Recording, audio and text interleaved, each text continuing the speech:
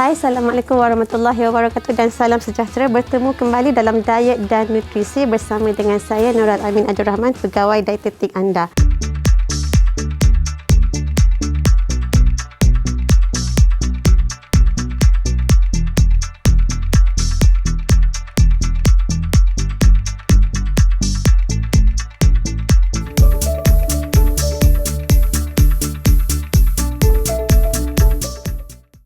Jadi untuk hari ini kita akan lebih memahami tentang sukan yang seterusnya, pemakanan spesifik bagi sukan kriket. Setiap sukan pastinya mempunyai kriteria yang berbeza ataupun corak permainan yang berbeza dan ini mempengaruhi cara pemakanan ataupun nutrition strategis bagi sukan-sukan itu.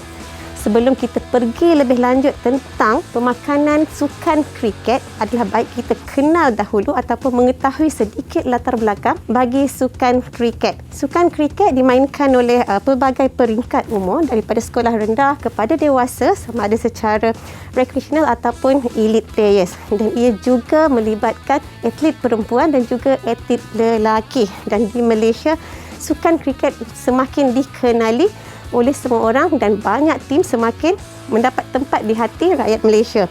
Dan bagi sukan kriket, untuk anda lebih memahami sukan ini, ia mempunyai 11 orang player ataupun 11 orang atlet yang bermain pada satu-satu masa dan ada 12 men yang kita panggil yang ke-12, yang mana 11 pemain ini ada posisi masing-masing, sama ada batter, bowler ataupun wicket keeper. Jadi setiap posisi atlet mempunyai peranan mereka, mempunyai bentuk badan yang varies dan shapes dia dan mempunyai certain kriteria untuk dipenuhi. Jadi penting untuk atlet tahu peranan-peranan mereka di dalam sukan kriket. Objektif bagi sukan kriket adalah untuk mengumpul poin yang lebih berbanding dengan pasukan lawan.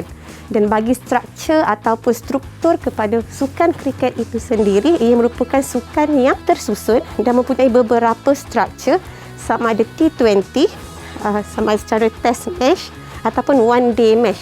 Dan setiap struktur ini mempunyai duration ataupun tempoh masa yang berbeza dan ini penting sebab kita nak memahami bagaimana nutrition strategies, macam mana strategi pemakanan yang perlu ada bagi atlet kriket untuk tempoh masa yang panjang, sebab atlet kriket akan bermain mungkin 3 hingga 4 jam, 3 hingga 5 jam ataupun ada struktur yang mungkin main 4 hingga 5 hari. Jadi penting untuk atlet ada ketahanan, ada skill bermain kriket dan juga boleh tahan kepada cuaca ataupun environment yang panas.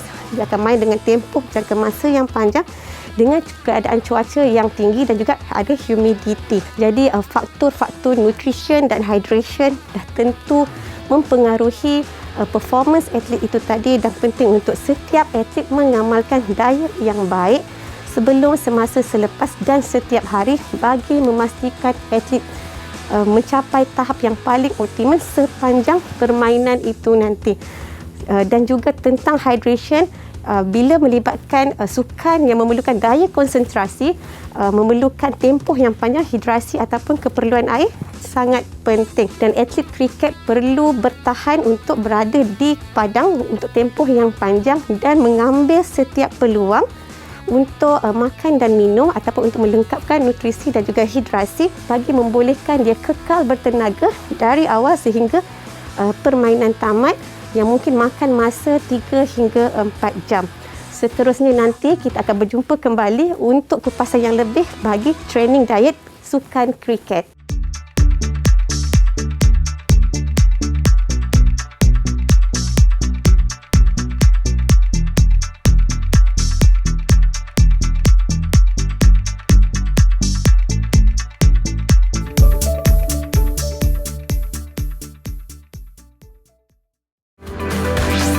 Didik TV KPM. Didik TV KPM.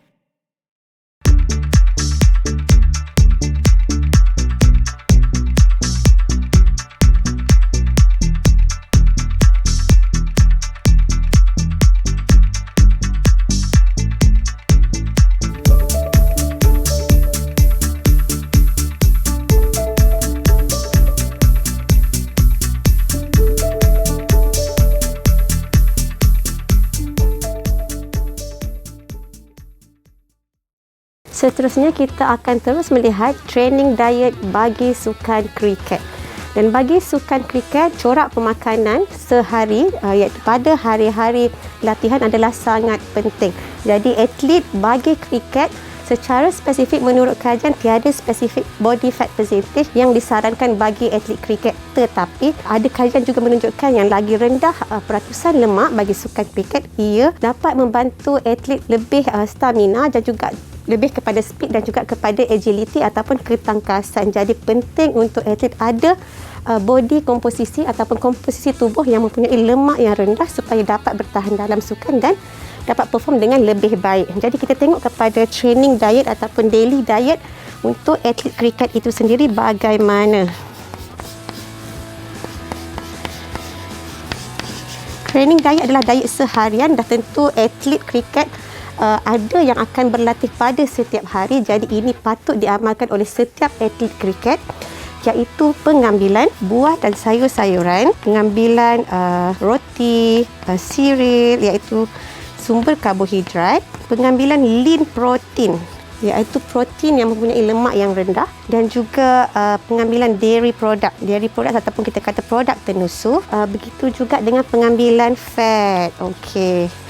Bila sebut pengambilan fat, ramai nanti akan tanya kenapa perlukan fat juga. Yes, kita perlukan fat juga. Tetapi kita perlu tahu untuk memilih fat yang mana terbaik untuk kita, yang mendatangkan manfaat dan tidak mendatangkan kemudaratan bagi atlet. Dan dalam training diet bagi sukan kriket, apabila kita lihatkan semua komponen-komponen makanan yang perlu ada dalam diet seharian, dan kita kena tahu tentang keperluan karbohidrat, keperluan protein, keperluan lemak tadi, dan juga fruits dan veggie. Bagi sukan kriket, game yang panjang, high intensity game, memerlukan jumlah karbohidrat yang mencukupi.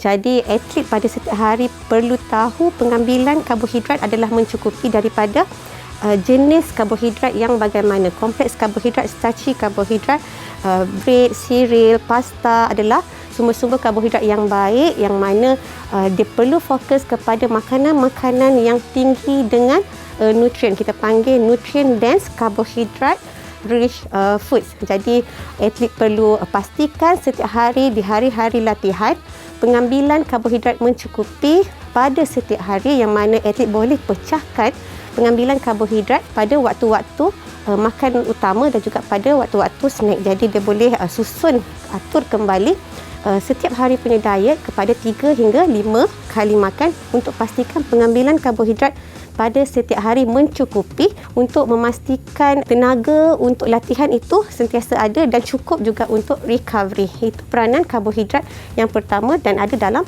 semua makanan di sini. Kemudian kita tengok kepada keperluan protein. Keperluan protein untuk membaiki, dan protein yang perlu dipilih oleh atlet kriket semestinya lean protein ataupun protein-protein yang kita kata rendah kandungan lemaknya. Okey, so kita elakkan pengambilan protein bersama dengan extra fat. Okey, antara sumber protein yang ada, kita boleh ambil telur, kita boleh ambil ayam ataupun ikan, dan juga boleh ambil produk-produk seperti soy product, yang mana untuk vegan ini juga merupakan sumber protein yang baik.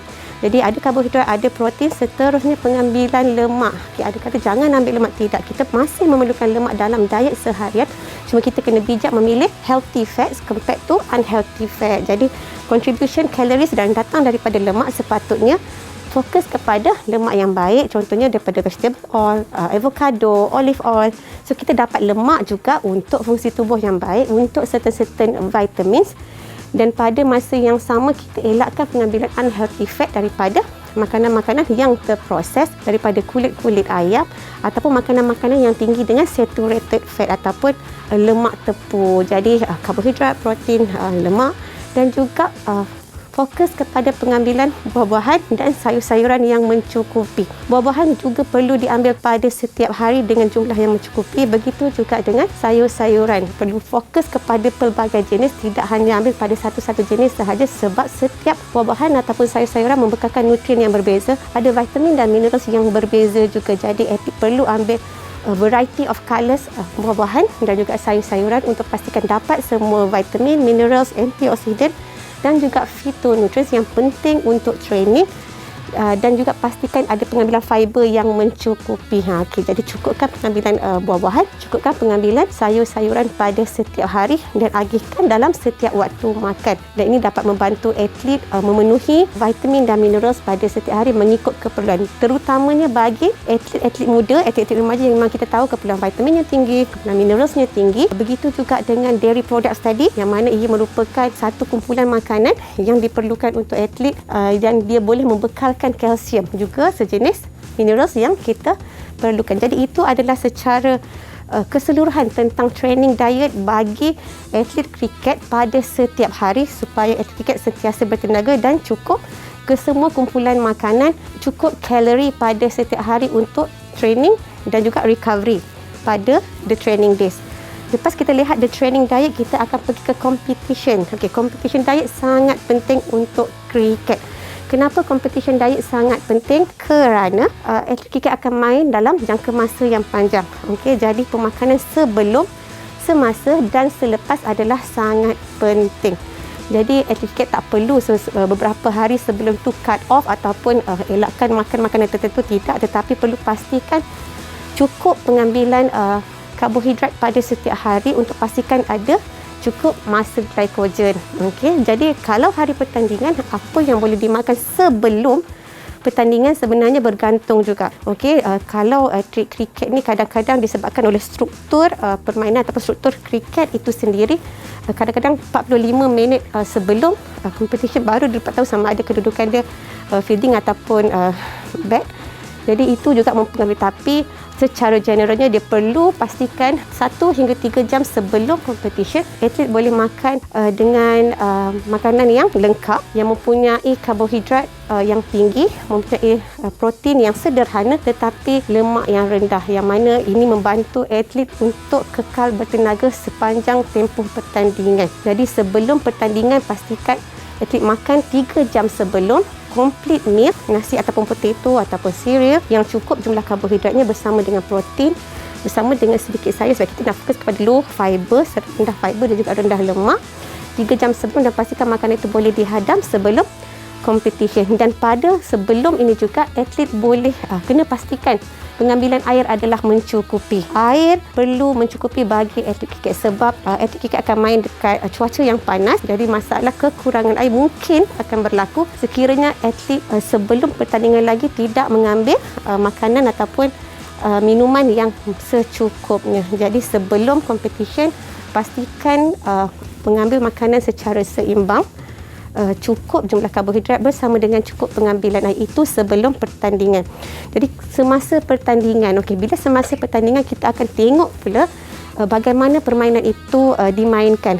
Kalau sukan kriket mungkin akan ada gap ataupun peluang untuk makan atau minum. Jadi itu bergantung. Kalau kata ada tempoh masa lebih kurang setengah jam, 20 hingga 30 minit senggang dan ruang untuk makan atau minum, atlet kriket boleh manfaatkan masa itu untuk minum ataupun makan. Sediakan air, sediakan snack yang mencukupi supaya boleh makan pada waktu itu untuk pastikan boleh lasting jangka masa yang panjang. Jadi antara snack yang boleh dimakan, kena fokus kepada snack yang tinggi dengan karbohidrat juga. Okey, tak boleh fokus kepada protein semata-mata sebab kita bimbang protein itu lambat hadam atau juga mungkin berlaku ketidakselesaan kepada perut atlet itu sendiri. Dan kita bimbang juga kalau tak cukup karbohidrat, sedangkan karbohidrat adalah sumber tenaga yang utama. Jadi semasa competition untuk atlet kriket boleh minum dan sediakan makanan ataupun snack yang lengkap supaya boleh tambahkan ataupun bagi energi secara terus semasa tempoh pertandingan yang mungkin makan masa panjang. Selepas complete ataupun selesai pertandingan yang mungkin ambil masa 3 jam, yang mungkin ada ambil masa 4 hingga 5 jam, atlet perlu fokus kepada recovery terus. Pemakanan untuk pemulihan terus. Okey, tadi dia makan sebelum, dia makan semasa. Complete sahaja dalam tempoh 30 hingga 60 minit. Boleh terus makan makanan secara complete. Pastikan ada sumber karbohidrat, sumber protein untuk recovery secara terus. Jangan delay that time, jangan buat perkara-perkara lain, tapi terus pastikan ada makanan. Sebab tu planning itu penting supaya dia boleh susun strategi makan sebelum, semasa dan selepas. Kenapa? Kalau dia tak makan akan menyebabkan dia lambat untuk recover nanti.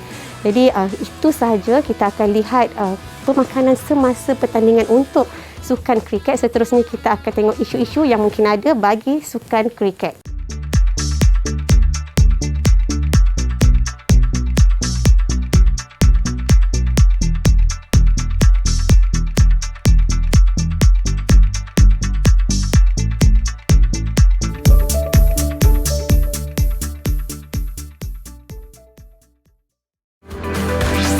Didik TV KPM. Didik TV KPM.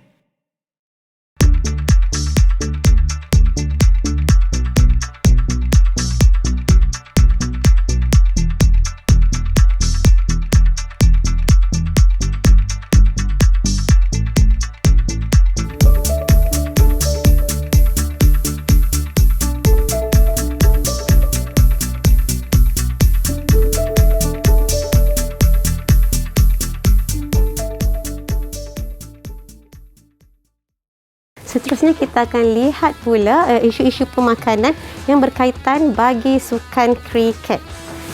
Antara isu-isu yang nutrition related kepada sukan kriket adalah tentang daily diet. Yang mana bila kita sebut tentang daily diet adalah pengambilan diet seharian untuk atlet kriket. Dan ini akan terus interrelated dengan body composition atlet tersebut. Yang mana sesetengah posisi di dalam sukan kriket mungkin intensitinya agak rendah. Jadi menyebabkan komposisi lemak adalah lebih tinggi. Jadi untuk atlet-atlet begini dia perlu lebih fokus untuk ada diet yang seimbang. Boleh buat assessing diet intake bersama dengan sports dietitian. Kemudian ubah tabiat makanan supaya targetnya adalah untuk improve body composition dengan mengurangkan jumlah lemak di dalam tubuh badan dia.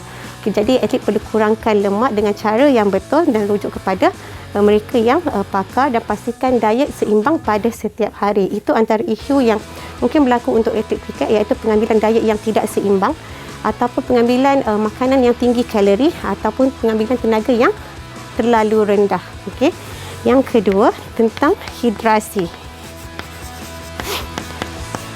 Hidrasi adalah satu faktor yang sangat penting bagi atlet kriket yang mana mereka perlukan heat tolerance, perlu pastikan pengambilan air mencukupi bagi mengelakkan dehidrasi disebabkan faktor kriket bermain dalam tempoh jangka masa yang panjang, jadi pengambilan air seharusnya mencukupi tetapi tidak boleh berlebihan. Kenapa tidak boleh berlebihan? Kita bimbang nanti bila atlet minum terlalu banyak air akan menyebabkan overhydration yang mana akan mempengaruhi certain electrolytes yang terhasil. Okey, jadi sepatutnya atlet kena minum mencukupi, bukan berlebihan yang mana kita bimbang nanti paras sodium berkurang.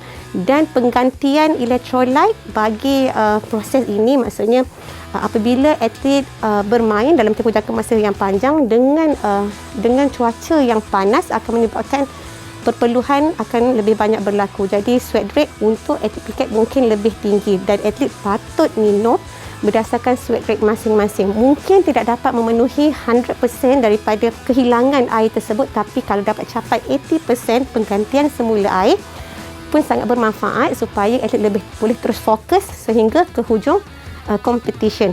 Begitu juga dengan pengambilan karbohidrat semasa game itu sendiri, perlu disarankan juga apabila atlet dilihat mungkin kurang energi ataupun kurang fuel dalam tempoh pertandingan itu. Jadi tentang hidrasi, tentang electrolytes yang kita perlukan seperti sodium yang kita bimbangkan mungkin dah kurang, chloride dan juga potasium. Ini antara isu-isu yang mungkin berlaku dalam kalangan atlet kriket. Dan yang seterusnya adalah tentang stress fracture. Okay, stress fracture adalah melibatkan atlet-atlet muda kebiasaannya, yang mana ini interrelated disebabkan oleh pengambilan diet yang tidak seimbang. Apabila atlet kurang mengambil produk tenusu, kurang mengambil susu, automatically kemungkinan pengambilan kalsium adalah juga begitu rendah dan juga vitamin D. Dan ini sebenarnya merencatkan proses pertumbuhan ataupun growth atlet itu sendiri. Jadi apabila atlet tidak makan diet yang seimbang, tidak mengambil kumpulan makanan iaitu susu, produk tenusu, kemungkinan kalsium tidak mencukupi dan menyebabkan mudah nak berlaku stress fracture kepada atlet itu sendiri. Okey, jadi penting untuk atlet seimbangkan balik semua kumpulan makanan, dan sekiranya ingin mengubah komposisi tubuh, maksudnya nak improve dia punya percentage body fat, atlet sepatutnya fokus untuk kurangkan kuantiti makanan, tapi bukan singkirkan mana-mana kumpulan makanan, sebab setiap kumpulan makanan itu sangat penting, bukan sahaja pada setiap hari, pada hari training, pada daily diet dan juga pada competition, termasuklah untuk recovery. Jadi secara kesimpulannya, untuk sukan kriket, adik-adik perlu amalkan diet yang seimbang pada setiap hari, diet yang betul dan sempurna dengan timing yang betul dan kuantiti yang betul pada hari competition dan juga recovery. Oleh itu, saya harap, Kak Nur harap adik-adik dapat teruskan menjaga pemakanan dengan baik untuk sukan kriket adik-adik dan untuk performance adik-adik. Okay, jumpa lagi.